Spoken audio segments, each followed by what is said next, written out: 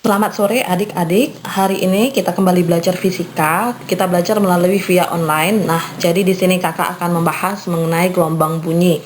Nah, kalau kalian perhatikan dek, catatan sebelumnya itu sudah masukian kita ke gelombang bunyi. Jadi kakak di sini mau melanjutkan materi gelombang bunyi yang kemarin. Oke dek ya, nah semoga bisa kalian simak video ini dengan baik dan semoga kalian mengerti.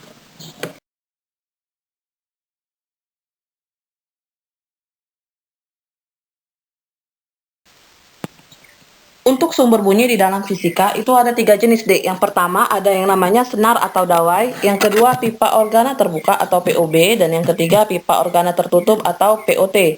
Nah, jadi kalau di catatan sebelumnya itu kayaknya sudah ada kakak buat tentang sumber bunyi. Di ketiga sumber bunyi ini dek, biasanya akan menentukan yang namanya berapa frekuensi yang dihasilkan, atau biasanya dalam kasus soal itu yang ditanyakan atau yang disuruh menghitung frekuensi yang dihasilkan.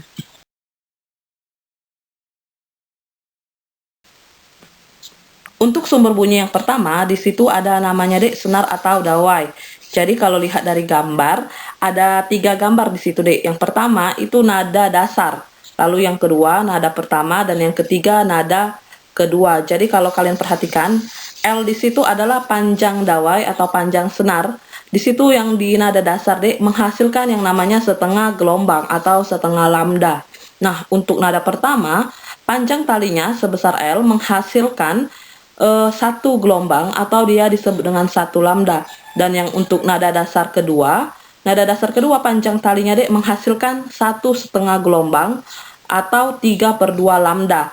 Jadi kalau kita lihat perbandingan antara frekuensi nada dasar dan frekuensi nada pertama dan frekuensi nada dasar kedua itu perbandingannya 1:2 dan banding 3. Maka persamaannya bisa kita buat deh, Fn sama dengan N tambah 1/2L dikali dengan V. Dengan catatan N itu dimulai dari 0, 1, 2, dan 3. Jadi kalau 0 itu adalah nada dasar, kalau 1 itu nada dasar pertama, kalau 2 itu nada dasar yang kedua.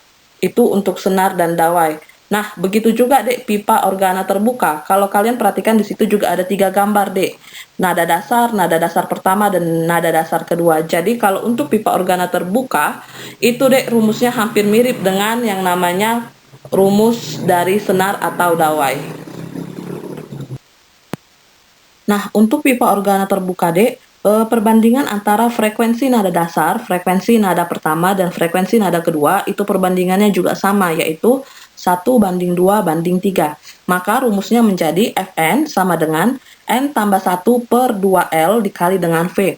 L-nya di situ deh adalah panjang pipa organa terbuka.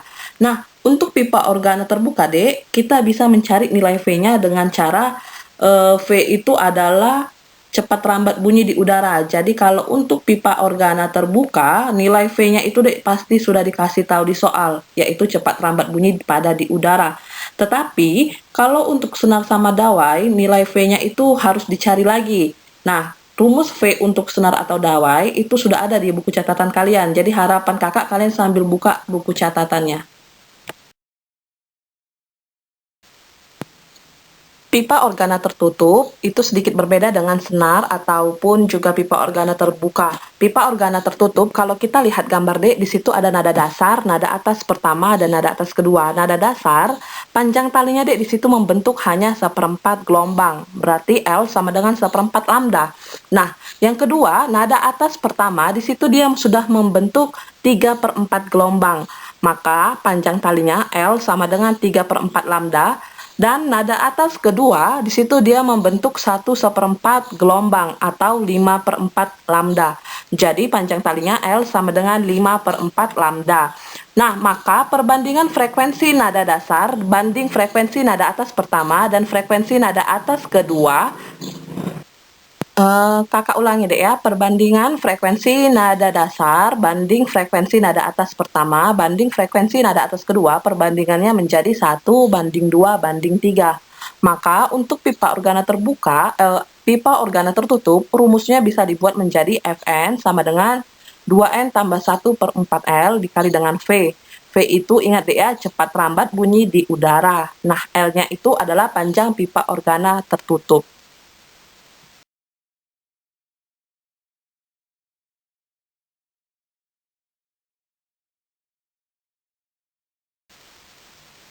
Kita lanjut efek Doppler. Efek Doppler adalah peristiwa naik atau turunnya frekuensi gelombang bunyi yang terdengar oleh penerima bunyi ketika sumber bunyi bergerak, mendekat, atau menjauh.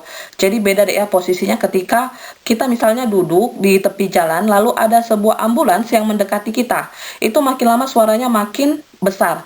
Tapi ketika ambulans itu sudah lewat dari kita dan menjauhi, maka suaranya itu makin lama makin kecil. Nah, itulah yang disebut dengan efek Doppler. Contoh efek Doppler dapat dilihat pada gambar di bawah ini. Pada saat sumber suara diam, kedua penerima mendengar besar frekuensi yang sama. Jadi di sini dek ceritanya ada dua pendengar dan di tengah-tengahnya ada sumber suara. Ketika sumber suara diam, maka kedua penerima mendengar besar frekuensi yang sama. Tetapi saat sumber suara bergerak, salah satu penerima mendengar frekuensi yang lebih besar dari sebelumnya dan penerima lain mendengar frekuensi yang lebih kecil dari sebelumnya.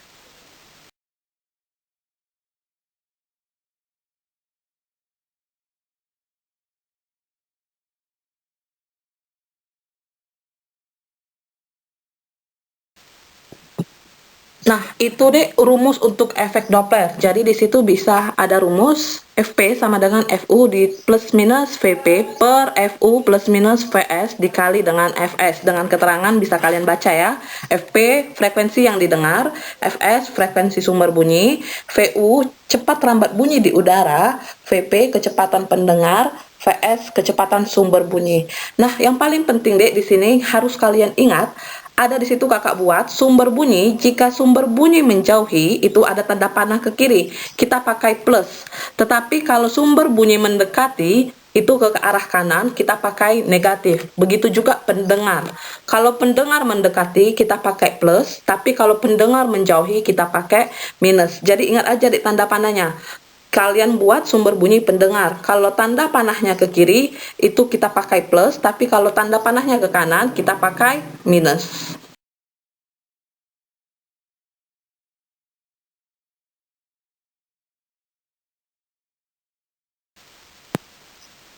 Nah, efek Doppler D ditambah lagi jika ada katanya yang dipengaruhi oleh kecepatan angin. Jadi kalau di soal ada lagi ditambahi jika angin bergerak katanya kan Dek. Nah, bisa kita buat rumusnya menjadi kita tambahkan Dek di posisi atas sama posisi bawah ditambahkan dengan kecepatan angin. Dengan catatan jika arah angin searah dengan arah sumber bunyi, maka nilai VW kita pakai plus. Jadi kalau dia searah dengan sumber bunyi, maka kita pakai tanda plus. Berarti Kak, kapan pakai minus? Berarti kalau dia berlawanan dengan sumber bunyi.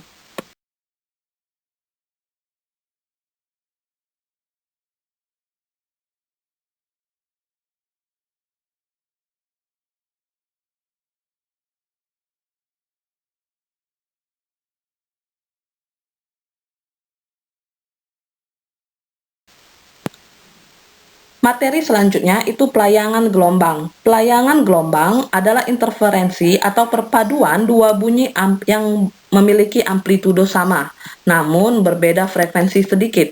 Pelayangan bunyi membentuk interferensi konstruktif atau kuat, dan juga pelayangan membentuk interferensi destruktif atau lemah, yang disebut dengan layangan. Satu layangan didefinisikan sebagai gejala dua bunyi keras atau lemah yang terjadi secara berurutan. Frekuensi layangan dapat dihitung menggunakan rumus pelayangan bunyi bisa dicari dengan menggunakan FL sama dengan tanda mutlak F1 kurang F2. Jadi frekuensi layangan Dek nilainya harus selalu positif karena dia di dalam tanda mutlak. F1 dikurang dengan F2 tadi kan Dek, pelayangan itu terjadi karena ada dua sumber bunyi yang nilai frekuensinya beda tipis. Jadi F1 dikurang dengan F2. Misalkan ada dua frekuensi nilainya 10 dan 12. Berarti frekuensi layangannya 10 dikurang 12, tapi dia di dalam tanda mutlak, maka nilainya harus selalu positif, maka frekuensi layangan nilainya sama dengan 2 Hz.